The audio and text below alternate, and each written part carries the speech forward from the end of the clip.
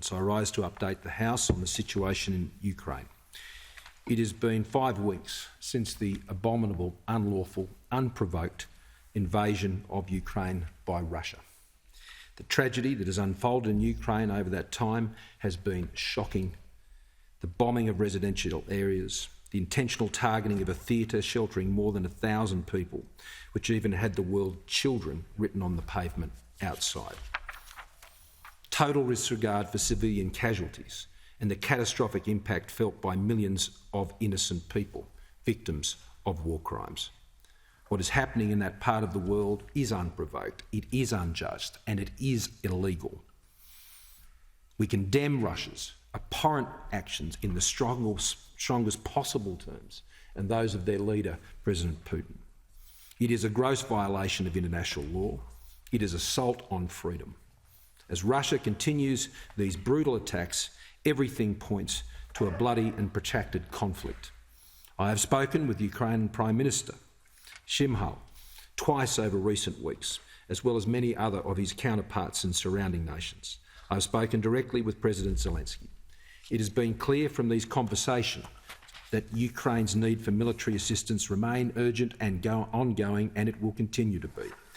Australia understands this, and we have provided already $91 million worth of defensive military assistance to the Ukrainian armed forces. We will continue to do this.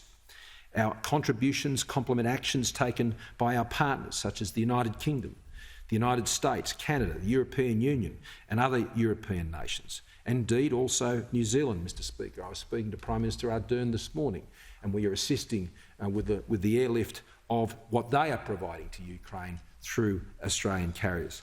Following a specific request from the government of Ukraine that I also discussed with the Prime Minister of Poland, Australia is also supporting Ukraine's energy security by providing at least 70,000 tonnes of thermal coal.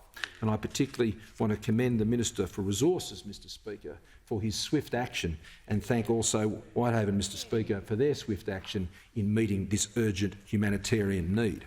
Over the past week, we've worked with those partners to deliver that coal, and I understand it has the capacity to power up to 1 million homes. Australian coal powering up the resistance in Ukraine, Mr Speaker. This is a tangible way Australia can support the Ukrainian people to keep the lights on, their homes heated and their factories running at this very difficult time. We're also helping those rendered homeless or vulnerable by Putin's war machine. 10 million people have been displaced. More than 3.5 million have already fled Ukraine. Acknowledging the scale of this humanitarian crisis, Australia has provided $65 million already for urgent assistance, especially for those displaced in neighbouring countries, including Poland, Romania and elsewhere. And we will continue to do so to meet those needs in league with our partners. And I've spoken with many of the bordering states, Mr Speaker, to understand what their needs are and how we can best assist. Australia's assistance will deliver life-saving services and supplies, shelter, water, food, medical care to those people in desperate need. We also recognise that Australia can be a safe haven, one of many. And one of the first things we did when the Russian invasion began was to immediately put all Ukrainian visa applications to the top of the pile. Since that time, just weeks ago, Mr Speaker, our government has fast-tracked over 5,000 visas to Ukrainians. 1,100 Ukrainians have already arrived in Australia. And more are coming every day, and they are welcome here, Mr Speaker.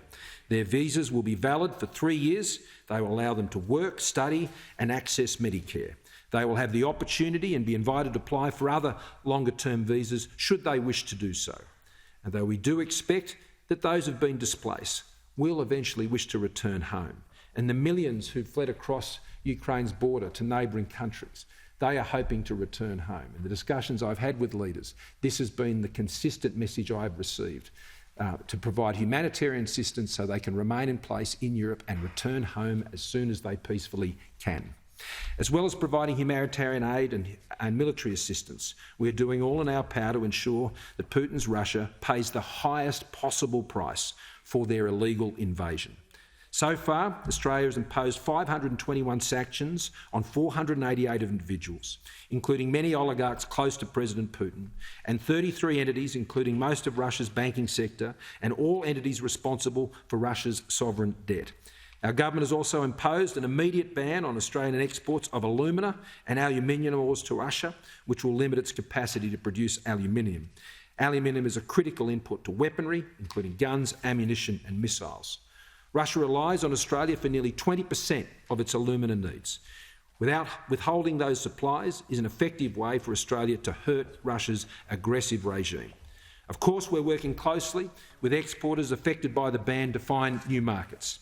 There are significant and unprecedented steps that we are taking as a government, and together they demonstrate our absolute commitment to impose the maximum possible cost on Putin's regime and send a message to all others who may seek, Mr Speaker, to do something similar, especially in our region. And to place maximum pressure is our goal. We're also continuing to support Australian citizens, permanent residents and their families in Ukraine, Russia and Belarus, and I thank the many consular staff who are engaged in that work. Our advice to those still in Ukraine remains the same: shelter in place until you judge it is safe to depart. Both the Australian Embassy in Kiev and operations in Lviv remain temporarily closed. We do, however, have consular offices in Poland, Romania and Moldova. These offices have already provided assistance to numerous Australians in Ukraine seeking to cross the border. And notwithstanding the significant delays and wait times that persist at most border crossing points, it is a war zone. It is incredibly dangerous. And I know those of us looking on from Australia probably feel helpless. What more can we do? Especially the more than 40,000 people of Ukrainian ancestry here in Australia. But what I've observed, Mr Speaker, is the wider Australian community throwing its arms around Ukrainian Australians, holding them tightly and extending every fibre of their support, encouragement and love. Mr Speaker, a month ago, Jenny and I were invited to be part of the Sunday liturgy at the St Andrew's Ukrainian Church in Lidcombe. It was a very, very emotional morning. The Reverend Father spoke of Ukrainians engaging in extraordinary acts of courage for peace. Stories of remarkable bravery, breathtaking humanity. And his message was clear. Peace does take courage. It's never easy to stand up to fight for what's right, in word or in deed. But this is what we all must do.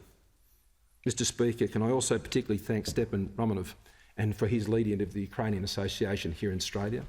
We've been able to provide additional support to their association so they can deal with the many requests that are being made of them. That support is financial, also enables them to travel and stay in contact with their many other state-based organisations that I've met with over the course of my travels. This is all being done for the people of Ukraine. But, Mr Speaker, if we don't stand up for the people of Ukraine, then where do we draw that line? This is a gross invasion. It is abhorrent, and we stand as one in this chamber with the people of Ukraine for the values we all hold dear. The Leader of the Opposition on indulgence. Thanks, Mr Speaker. What Russia has done in the Ukraine is almost beyond description. Orchestrated by Vladimir Putin, Russia's invasion of Ukraine has trampled the fundamental principles which have made the world safer since the devastation of World War II. Russia has called sanctions an act of war. It has attacked nuclear power plants. It has inflicted a terrible injury and death on innocent civilians. There is no justification for this aggression that was built up over many, many months and can be traced back to the Russian aggression we saw in Crimea. They have gone as far as to issue threats of a nuclear response to international support for Ukraine. They've denied Ukraine's legitimacy to exist as a sovereign nation. What we are witnessing are scenes of devastation in Ukraine, not seen since Hitler's military invaded the Soviet Union in World War II. To see Russia now replicating that aggression in the name of a grandiose nationalistic lie is both shocking and abhorrent. Cities have been reduced to rubble. Apartment blocks, schools and hospitals have been shelled as mercilessly as military targets. Civilians have been shot as they try to escape, or even as they simply try to eke out an existence in the ruins of their towns. Children, whose lives had barely begun, have been killed without mercy. Families split up, families destroyed. And just as people's futures are smashed or stolen from them altogether, there are those who live through one of the hardest stretches of history only to be denied a peaceful final chapter. Think of the Ukrainians who survived the German invasion in World War II but have not survived this. Ukrainians who survived Stalin's devastating famine imposed on the people of Ukraine, but have not survived this. Vladimir Putin must pay a heavy price for what he has done. In his attempt to so violently subdue Ukraine, he is turning Russia into an international pariah and robbing his own people of their rightful future. We know Russia is not without friends, and one of those friends is China. China has failed in its special responsibility as a permanent member of the UN Security Council, while offering Russia relief from sanctions. Just weeks before the invasion of Ukraine, China signed a no-limits friendship with Moscow. Our quarrel is not with the Russian people. Vladimir Putin and the regime that enables him wear the responsibility for this barbarous cruelty. We commend the actions of the United States through the Biden administration, as well as the European Union and NATO.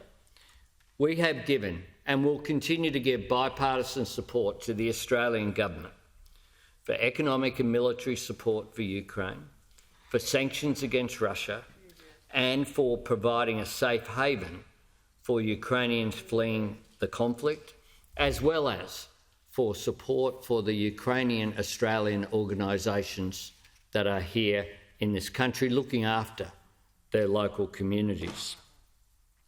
The truth is that Vladimir Putin's attempt to divide the West has only drawn us closer together and strengthened our commitment to our shared values. As Russia settles in for a drawn-out campaign, it is essential that Western democracies maintain their firm stance. Putin must know he will be met with determination and escalating consequences if he continues to prosecute this illegal war. That is the very least that we owe the Ukrainian people. Their courageous resistance, as embodied by their president, Volodymyr Zelensky, has been a beacon to the world and an inspiration for all those who support democracy and the rights of a sovereign nation to determine their future free of military aggression and the extraordinary actions of Vladimir Putin's regime. Yeah.